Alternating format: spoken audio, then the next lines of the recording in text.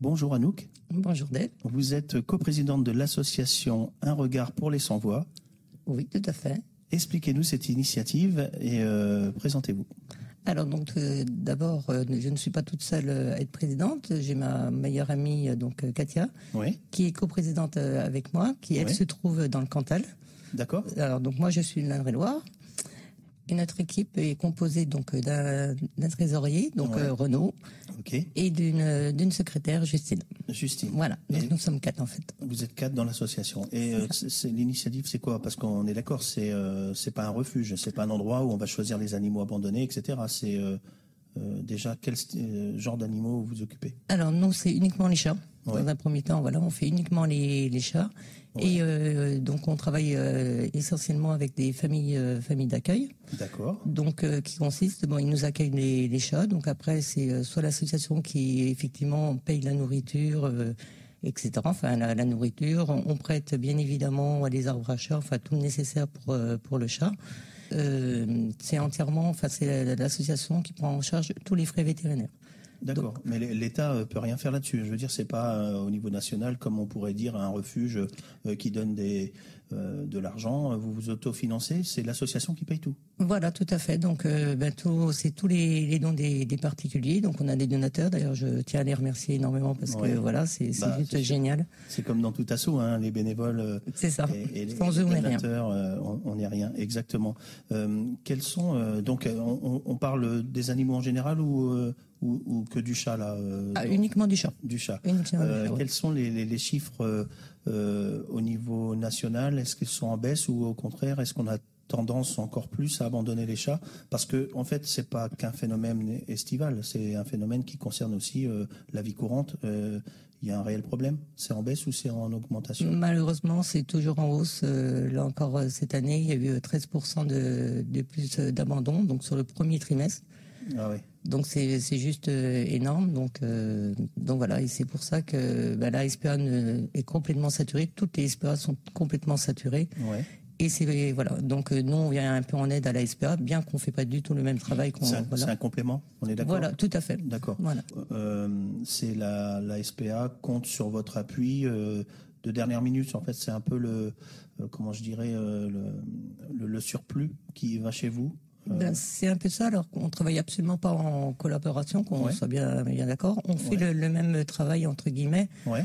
Mis à part, il y a juste une petite différence entre famille d'accueil et la SPA. Alors, ils font un travail exceptionnel. Ça, là-dessus, il n'y a rien à dire dessus. Ouais. Néanmoins, les chats, qui sont en famille d'accueil, les adoptants, enfin les futurs adoptants, connaissent le caractère, connaissent pas mal des choses sur le chat. À la SPA, malheureusement, ils n'ont pas toutes les infos et donc voilà. C'est vrai, il y a un peu de tout en fait. Et vous avez le pédigré carrément, le caractère du chat, d'où il vient, enfin pas d'où il vient, mais l'âge, tout ça, c'est des choses importantes. S'il est pucé aussi, peut-être. Alors, tous nos chats sont pucés, vermifugés, vaccinés. Ah, d'entrée.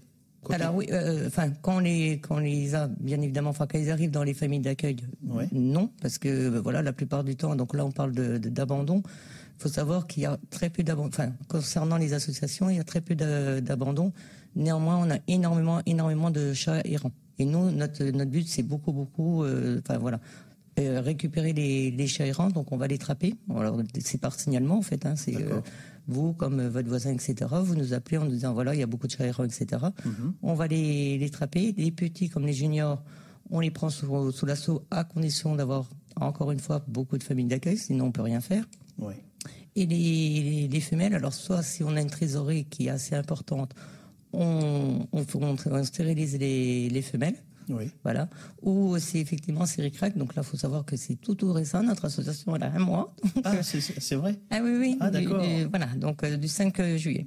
C'est très récent. On est très content de participer à cette évolution. Ah ben, je vous remercie infiniment. Et à ce départ, on en a parlé sur Internet, et c'est vrai que, au niveau régional, vous êtes dans la Touraine. Je veux dire, heureusement qu'il y a Internet de nos jours, mais on est très content de participer au début de cette association. Alors, si j'ai bien compris, c'est quoi la cause majeure des abandons de chats alors la cause, vous avez différentes causes. Donc moi je dirais que la première c'est financier. c'est financier parce que les prix ont énormément augmenté. Tout ce qui est alimentation pour animaux, ça a pris entre 35 et 40%, donc c'est énorme. Ah ouais, carrément. C'est énorme. Ouais.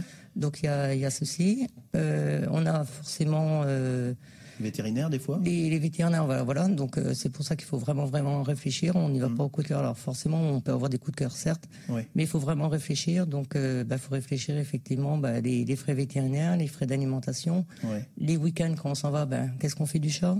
Les vacances, parce que là on est en plein dedans. Donc voilà, donc bizarrement, il y a beaucoup de chats qui sont à l'extérieur. Oui, bizarrement. Voilà. On ferme les portes. C'est ça. Voilà, on part en vacances et puis le chat, tout le monde sait très bien qu'un chat tout seul, il va manger des souris. Puis il ira se soigner tout seul. Ouais. Voilà. Il est un peu livré à lui-même. C'est ça. C'est un peu la tendance des vacances et aussi un peu, je dirais, l'ambiance qui règne quand on a un animal comme ça. On se dit, bon, il va se démerder pendant une semaine.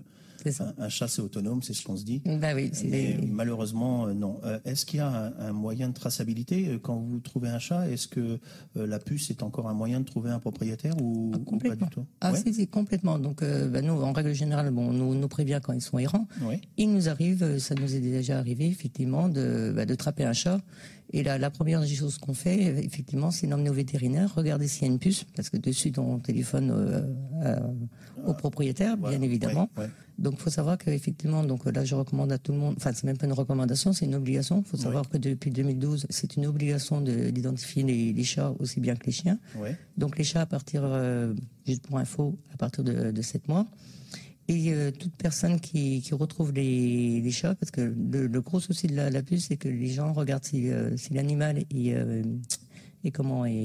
tatoué, mais n'ont pas encore le réflexe de regarder s'il y a la puce. Mais où est-ce qu'elle se met la puce? Alors, elle se met dans le cou du chat, et c'est ça la grosse difficulté, c'est qu'il faut impérativement, alors soit aller chez un vétérinaire, soit à la mairie.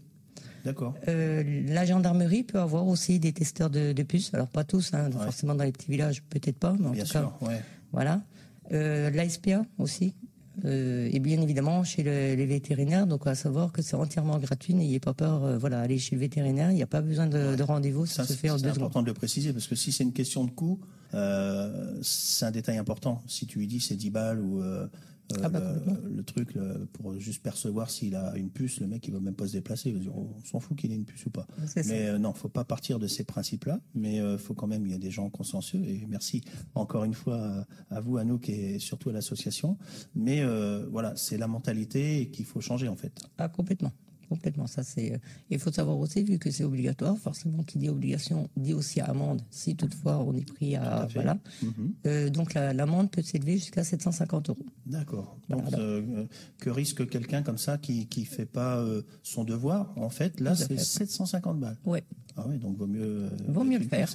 Alors non seulement vaut mieux le faire, et puis en plus de ça, donc on évite de payer les 750 balles. Vaut mieux les garder quand même pour nous, ou faire des dons à des associations, par exemple.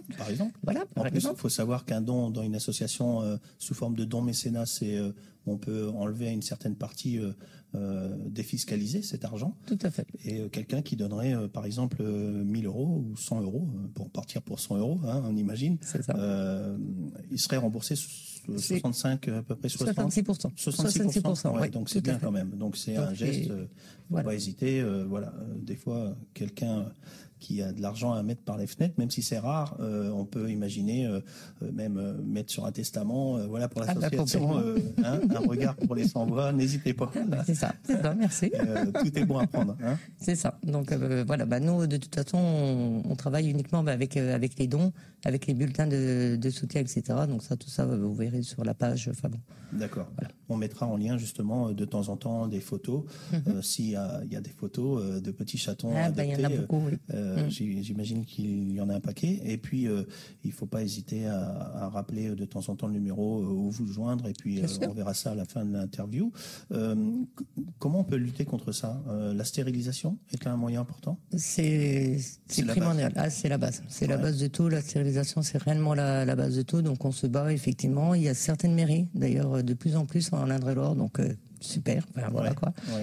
Et donc il y a des mairies effectivement qui prennent en charge. Donc en fait, c'est les chats errants. Donc les associations on les trappe.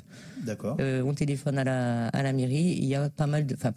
Il y a de plus en plus de mairies qui prennent en charge la stérilisation. Donc les chats sont identifiés, bien évidemment, au nom de la mairie. Ouais. Donc, voilà. Et on les lâche de nouveau sur le site parce que là, il y a aussi des chats qui sont non adoptables en fait. Ouais. On ne peut pas les sociabiliser. Ça fait des années qu'ils sont sur le site, ça fait des années qu'ils se débrouillent. Et il y a toujours des petites papilles, des petites mamies, enfin ou même des plus jeunes. Hein. C'est pas faut pas être ancien pour aimer les animaux. Hein. Tout le monde peut les aimer, et tout le monde peut les aider. Oui. Ça on ne demande pas à tout le monde de les aimer, mais au moins voilà, on n'est pas obligé de leur faire du mal. Oui, voilà. C'est sûr. Entre les aimer et leur faire du mal, il y a un pas gigantesque. Exactement. Éviter de faire des cadeaux en se disant tiens, un petit chat, c'est mignon, etc. Et puis qu'au bout de 6 mois, ça grossit et puis que ça n'a plus sa place dans la famille. Vaut mieux éviter ça dès le départ. Complètement, oui. Un animal n'est pas un cadeau. C'est un cadeau empoisonné. Moi, j'appelle ça les cadeaux empoisonnés. Donc, il faut savoir aussi que l'association, nous, il n'y aura pas d'adoption pendant les fêtes, etc. C'est non. Ouais, voilà. Ouais, parce que là, ça sent mauvais quand même. Hein. C'est porte ouverte à tout. Ouais, voilà. Dès le départ. Voilà. Est-ce qu'on peut limiter, on parlait de contraception, est-ce qu'on peut limiter le nombre de chatons parce que je ne sais pas comment ça se passe, mais une chatte qui va mettre bas, elle peut avoir combien de petits chatons et combien de fois dans sa vie? Alors, si c'est... dans sa vie, c'est quasiment tous les 6 mois. Donc voilà. Ouais, Si la petite chatonne, elle vit une vingtaine d'années, je vous laisse faire le calcul. Ouais. Donc sa première portée, ça va être 1 ou 2 chatons, mais ça peut aller jusqu'à 7 ou 8. Quoi. Oh, ah oui, d'accord. Donc je laisse imaginer si voilà. Ça peut faire des dégâts, quoi. Ah c'est un fléau. Voilà, c'est pour ça la stérilisation, absolument. D'accord, c'est la base. C'est la base. Ok. Et donc là, on parle de chats principalement, mais quels sont, au niveau national, les animaux les plus abandonnés? Je pense que les chiens ont une grande partie, non? Les chats, les chiens? Alors, c'est d'abord les chats, malheureusement. Ah oui, c'est parce que il y en a plus. Voilà, il y en a plus, et c'est surtout que les gens sont moins attachés. Malheureusement, c'est ça, ils sont moins attachés à un chat qu'à un chien, en fait. C'est peut-être l'idée aussi qui se démerde tout seul, non? Complètement, parce que la plupart des gens vous diront, il peut manger ses souris, etc. Mais bon, les gens, voilà. Mais le problème, c'est que les gens oublient qu'un chat dans la nature ne peut pas se débrouiller seul. Alors, oui, il va manger des souris, etc. Mais le jour qu'il a une maladie, dont le coryza c'est vraiment un fléau. Le coryza, oui. Ah, d'accord. C'est une maladie que beaucoup de chats ont, notamment quand ils sont errants. Ouais. Donc c'est les yeux qui coulent, c'est le nez qui coule, c'est la respiration qui se fait de moins en moins bien. Et sans soins vétérinaires, le coryza peut les rendre aveugles et forcément, il peut les faire mourir. Dans la nature, on peut se faire écraser, on peut tout inventer. C'est les bagarres, c'est les blessures d'une bagarre, c'est le coryza, c'est renversé par une voiture. Voilà, donc non, un chat, quand on prend un chat, effectivement, alors il y a des chats libres, c'est comme ça, mais un chat, c'est pas une peluche. Donc les gens qui ne sont pas habilités à avoir un animal vivant, et dans l'ordre croissant, donc c'est les chats les plus abandonnés après les chiens? Alors après les chiens, tout à fait, donc il faut savoir pour les chats, sur 3 animaux, il y a 2 chats. En abandon, c'est sur 3 abandons, il y a déjà 2 chats. Après on a les chiens. Oui. Et après, les rongeurs, parce que ça a été aussi un petit fléau. On achète le petit lapin pour l'enfant, etc. Donc maintenant, on a beaucoup d'SPA qui font aussi les rongeurs. Donc les lapins, les cochons. Et bon, après, il y a les furets aussi, mais bon. Les furets. Ouais. Moi, j'ai une amie qui a 2 furets. C'est génial. C'est génial, mais bon, après, il faut s'en occuper. C'est comme tout. Les enfants, c'est génial. Oui, mais faut s'en occuper. Il y a quand même, c'est inquiétant tout ça dans le sens où on le sait tous inconsciemment. Les vacances qui arrivent, hop, le chien, on va dans un gîte où ils acceptent pas les chiens. Le chat, bon, on peut le laisser 3-4 jours tout seul en week-end. Après, quand il fait chaud, il y a la canicule, il boit où, qu'est-ce qu'il fait? Il se débrouille un petit peu. Et donc, vous pensez que les gens ont cette mentalité de se dire, on laisse le chat pendant une semaine, on part au Portugal, en Espagne, et en revenant, il sera là? Ah oui. Oui, c'est sûr. Vous pensez sincèrement que c'est ça? Ah oui, mais c'est oui. C'est horrible. Parce que ils vont vous mettre beaucoup d'eau, etc. Et puis le chat pendant une semaine, il ne voit personne. Ça arrive fréquemment. Ça arrive fréquemment. Voilà. On le fait pas pour le chien parce que le chien, il va japper. Le chat, maou, personne n'entendra. Oui, c'est sûr. Voilà. D'où un regard pour les sans-voix. regard, ouais, c'est une belle désignation, hein. Un regard pour les sans-voix. Voilà. Anouk, qu'est-ce que vous mettez en place dans votre association pour tout ça? Là, en un mois, j'imagine que c'est un peu la panique. En plus, en pleine période estivale, qu'est-ce que vous mettez en place, vous? Donc, on a des adhésions. Qui dit asso dit adhésion. Il y a des événements que vous organisez. Comment ça se passe et qu'est-ce qui se fait? Alors donc pour des dons, etc. Donc il y a les bulletins d'adhésion. Oui. Voilà, donc l'adhésion c'est 15 € à l'année. 15 € seulement l'année. Oui. Ah mais vous pouvez mettre plus. Hein. Non mais c'est le minimum. Mais voilà, c'est le minimum. Mais après voilà, c'est bon. On a des personnes qui nous suivent, qui nous connaissent, hein, parce que voilà, l'association vient d'être créée, ça fait qu'un mois. Oui. Mais ça fait longtemps qu'on est sur l'Indre-et-Loire. Donc Katia habitait aussi l'Indre-et-Loire. Donc on est un tout petit peu connu dans le monde, disons, de la protection animale. Voilà, on nous connaît un peu. Donc dès le début, voilà, les gens, enfin les donateurs nous ont suivis et c'est juste génial. Enfin, on s'attendait pas à temps parce que grâce aux réseaux sociaux. Tout à fait. Et puis parce que j'imagine que vous n'avez pas de local, donc vous marchez par internet et votre principale interlocutrice, c'est l'autre coprésidente. Ah oui, tout à fait. C'est tous les jours qu'on se téléphone. Ouais, ah oui, parce qu'on a plein de trucs à se dire. Enfin voilà, il y a des petits problèmes, disons entre guillemets par rapport aux effets, etc. Comment on s'organise. Enfin voilà, les chats comprend pas. Enfin voilà, donc bon après on a toutes les deux bien évidemment carte blanche, mais il est bien évident que si elle prend en charge 10 chats et de mon côté 10 chats, ça va coincer. Il arrive un moment, ça va un peu coincer. Il faut une cohésion. Complètement. Et c'est pour ça que vous vous appelez régulièrement. Et merci à Internet aussi parce que c'est génial. Grâce au réseau, on peut multiplier les annonces et donc des événements. Vous faites des collectes, j'imagine. Ah voilà, tout à fait. Donc on en a une donc le 9 septembre. Donc à Tom et Anco, d'ailleurs, je les remercie. Alors juste énorme parce que voilà, c'est notre première collecte et il nous faut confiance alors qu'on n'est absolument pas connus. Donc c'est juste génial. Ouais, c'est vrai. Donc ça c'est voilà. Donc on voulait vraiment les remercier. Et autrement, là nous avons un vide-grenier qui est prévu donc le 27 septembre. Un vide-grenier. Un vide-grenier. Donc alors on récupère on a marqué ça sur les réseaux sociaux. Donc bon, on a déjà beaucoup de choses à nous, enfin des petites babioles, des choses comme ça. Et si les gens veulent se séparer, c'est pas des de meubles ou de petites objets. Non, beaucoup plus petits que les meubles. Parce que là j'ai qu'une petite golf. Alors pour faire le vide-grenier, voyez-vous. Mais voilà des petits bibelots, des choses comme ça. C'est pas un marché, c'est carrément un stand où vous mettrez des petits bibelots, des choses. Voilà, tout à fait. Lampes, un ancien téléphone, etc. C'est ça. Mais c'est marrant ça. Donc c'est vraiment de l'investissement au sein d'une association avec une passion derrière, parce que j'imagine sans la passion il n'y a plus rien. Il n'y a plus rien. Ouais. Il n'y a plus rien. Ça c'est formidable. Voilà. Ça me donne des frissons. C'est chouette. Et pourtant, non, mais c'est vrai, c'est magnifique parce que ça part d'une idée, ça part d'une passion avec les chats, avec peut-être une collègue que vous avez connue récemment ou ça fait de longue date peut-être. Katia, ça fait très longtemps. Oui, donc et ça fait déjà longtemps parce que bon après elle a déménagé, elle était à Indre-et-Loire, mais ça fait des années qu'on se disait bon on pourrait se faire une asso pour nous, enfin pas pour nous, mais en notre nom, etc. Enfin voilà, parce qu'on a vraiment les mêmes optiques. Ce qui est génial avec Katia, c'est que avant de se dire il y a ça, j'avais pensé à la même chose en fait.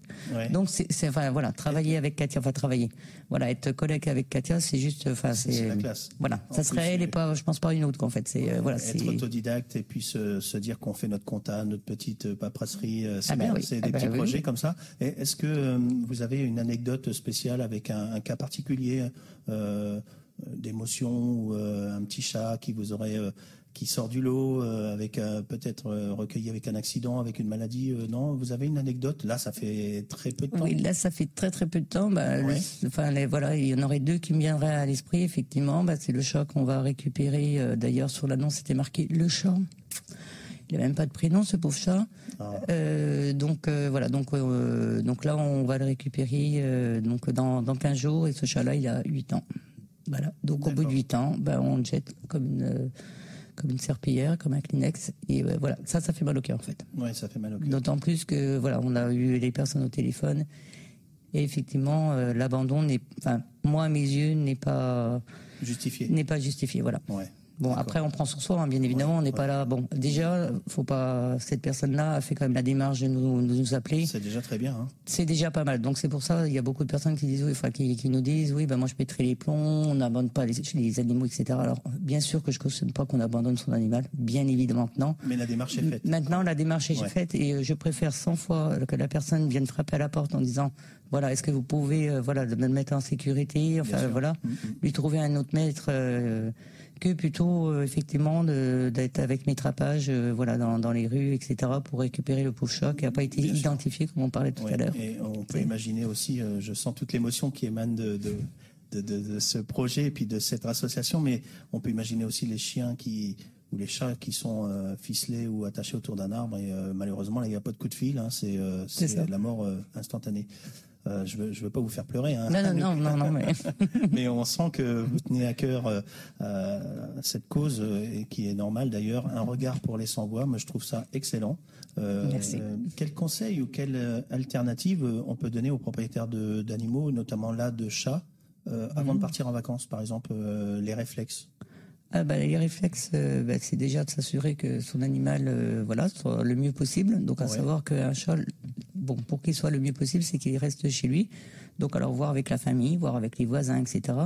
Ce n'est pas que lui donner à manger, c'est rester aussi du temps avec lui. Donc il faut vraiment demander voilà, à une personne peut-être qui ne travaille pas ou qui travaille à mi-temps, parce que c'est que pour donner à manger, bon, le chat va souffrir de solitude. Ça se fait beaucoup d'emmener un chat chez un pote ou une amie en disant tiens, je pars une semaine, tu peux garder mon chat, il sera pas déstabilisé. Enfin, c'est mieux que de l'abandon. C'est toujours mieux. C'est sûr, c'est toujours mieux. Alors de toute façon, il n'y a rien de pire que l'abandon. L'abandon est un crime. Donc là, il n'y a pas à tortiller. C'est voilà, abandonner un animal, c'est le tuer. Et c'est un crime qui peut coûter cher. Complètement. Et heureusement, bon après c'est pas tout le temps appliqué, bien malheureusement, parce que sinon il y en aura plus prouvé, etc. Mais ça peut coûter combien un crime comme ça, abandonner son chat? Abandonner son chat, ça peut aller jusqu'à 3 ans d'emprisonnement. Ah, quand même. Et en amende, parce que forcément l'État n'aime bien amender. Ça peut coûter jusqu'à 45 000 €. Ouais. Bon, après, il faut que ça soit justifié, il faut que ça soit prouvé peut-être, mais ça peut faire peur, mais c'est aussi une peine qui peut être dissuasive. Complètement. Complètement. Donc, qu'est-ce qu'il y a d'autre comme alternative? C'est-à-dire qu'on peut aussi confier. Il y a des gens qui garderaient les chats. Tout à fait. Donc, ça se voit de plus en plus. Donc, voilà, il faut aller sur Internet. Ou alors, le mieux, c'est de bouche à oreille. On va pas se mentir. C'est comme toute publicité. Il y a que ça, voilà quoi. Mais autrement, vous pouvez aller sur Internet en tapant gardiennage de chats. Il y a beaucoup d'étudiants qui le font. Donc, c'est des passionnés. Donc ce qui est bien, c'est qu'on rencontre la personne avant, etc. On voit le profil, enfin voilà. Donc chacun choisit, un peu comme pour un rendez-vous de travail. On peut dire ça comme ça, sauf que là c'est plus que du travail, c'est notre protégé, donc faut faire super attention. Donc il y a ça s'appelle des cat sisters. En fait, pour garder. Cat sisters, voilà. Donc, cat sisters. Voilà, c'est ça. Ouais, c'est bien. Donc après vous avez des gardiennages de chats. Donc là le chat faut emmener chez une personne en fait qui en règle générale a une pièce. Donc faut savoir aussi que le chat doit être à jour de vaccin, etc. Ça c'est tout à fait normal parce que il y en a plusieurs. Voilà. Tout à fait. Voilà. Et après vous avez, alors je sais plus si je voudrais pas dire de bêtises. Il me semble que la SPA de Lune Indre-et-Loire, il me semble qu'ils font encore de gardiennage. Il faudrait leur téléphoner parce que je voudrais pas te dire une bêtise pour le coup. Ça peut aussi dériver au départ comme un gardiennage, mais après on revient pas. Non, ça c'est pas possible. Il y a une caution, il y a quelque chose. Je pense qu'il y aurait, qu'il y a certainement une caution et de toute façon après c'est considéré comme abandon puisque de toute façon les chats sont tous identifiés quand on pose la question à la SPA. Ça c'est bien ficelé tout ça. Et la question qui me taraude, c'est ça fait un mois que vous existez, un petit peu plus là, mais est-ce qu'il y a d'autres personnes qui ont eu cette idée? Est-ce que sur Facebook vous voyez d'autres pages, d'autres groupes? Il y en a plein. Il y a plusieurs associations. Je vais vous parler de l'Indre-et-Loire parce que c'est Bon, dans le Cantal, il y en a aussi. Oui, dans l'Indre-et-Loire, il y en a partout en France. Donc les associations pour chats. Et des fois, on se donne même des coups de patte, des coups de patte. Bien. Des coups de patte. Ah, bien joué, Anouk. des coups de patte. Des coups de patte, voilà. Donc je tiens à souligner, Dignité Retrouvée qui nous a donné un super coup de main dès notre ouverture. Elle nous a fait don de litières, de croquettes à chat, etc. Rappelez le nom. La dignité retrouvée, donc Muriel. Dignité retrouvée. Dignité retrouvée, c'est Muriel, c'est juste une femme exceptionnelle. D'accord, voilà. C'est comme vous, hein, c'est réciproque, vous êtes aussi exceptionnel, la preuve, parce que ceux qui aiment les animaux sont des êtres exceptionnels, hein, on peut dire.